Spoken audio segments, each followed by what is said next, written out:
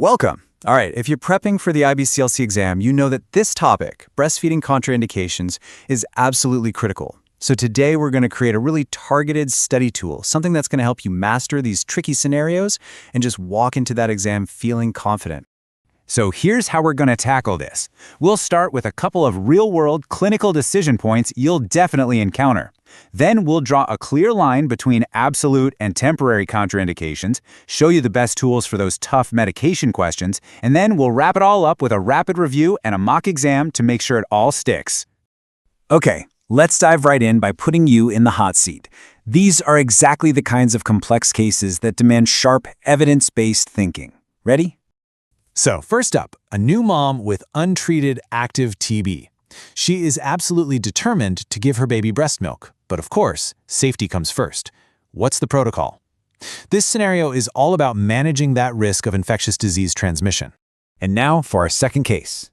Here you got a mother in a supervised methadone program. You're going to see this a lot, and it requires you to know the difference between illicit drug use and a managed medical treatment. Her screenings are all clear. So, what's your advice? So, what would you say to these two moms? Try to hold both of these very different situations in your head.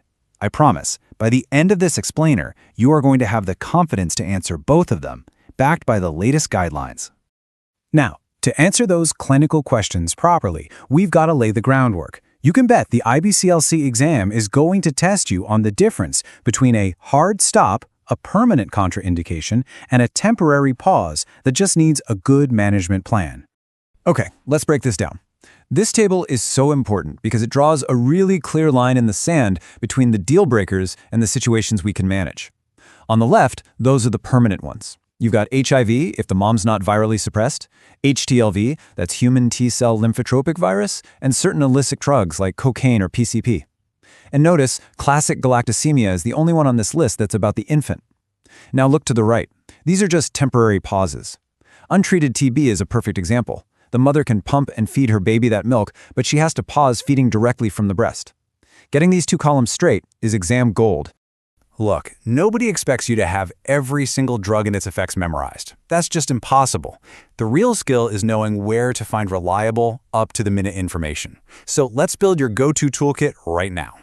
Your number one non-negotiable resource has to be LactMed.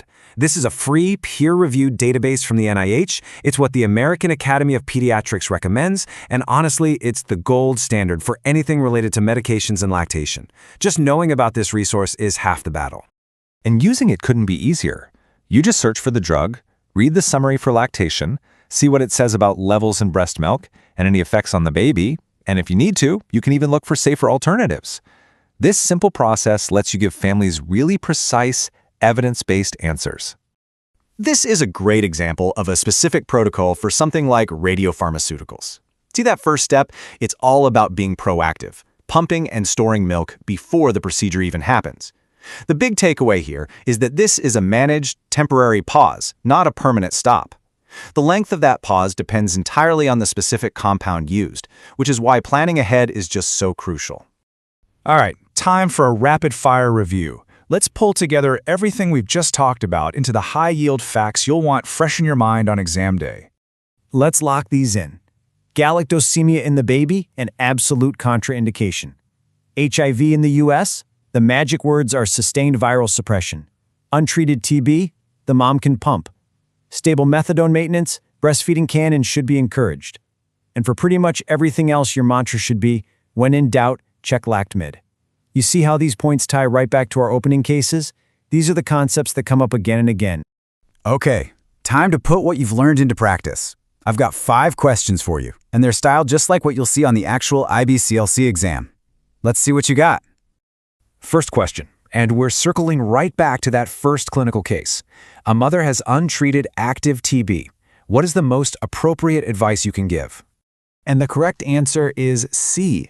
This is such a critical distinction. The danger of TB is respiratory transmission from mom to baby. It's not the milk itself. So she can absolutely provide her expressed milk. Direct breastfeeding can start back up when she's been on treatment for at least 2 weeks and is confirmed to be non-contagious. Question 2. This one is all about an infant-specific condition. A newborn is diagnosed with classic galactosemia. The mom is so eager to breastfeed. What do you tell her? The answer is a hard B. This is one of those very few absolute contraindications that comes from the infant side. With classic galactosemia, the sugar in breast milk, galactose, is literally toxic to the baby. There's just no gray area here. For the infant's safety, breastfeeding is permanently off the table. Question 3 is a medication question. A mom is taking ergotamine for her migraines. What's the potential risk for her baby? The right answer here is B. Ergotamine is a no-go because it's linked to some really serious side effects, including vomiting, diarrhea, and even seizures in the infant. This is a perfect example of why you can't guess, you have to look it up. Okay, on to question 4. This one deals with the newer, more nuanced guidelines for mothers with HIV in the U.S. What is the one specific condition that must be met for her to even consider breastfeeding? And the answer is B. The key isn't just viral suppression, it's sustained viral suppression. While the other things listed might be part of the overall care plan, the absolute, non-negotiable starting point for even having a conversation about breastfeeding with a mother with HIV in the U.S. is that documented, sustained, undetectable viral load. And our last question. It's a classic which of these is not format. 3 of these are contraindications, but one of them isn't. Which condition is actually okay for breastfeeding? It really makes you stop and think about how many things are actually compatible with breastfeeding, doesn't it? And the correct answer is B, maternal hepatitis C. This is such a fantastic takeaway point. So many people might just assume that Hep C is a contraindication, but the evidence shows it's safe for these moms to breastfeed. And that right there reinforces our most important job, protecting that breastfeeding relationship by dispelling myths and championing evidence-based care.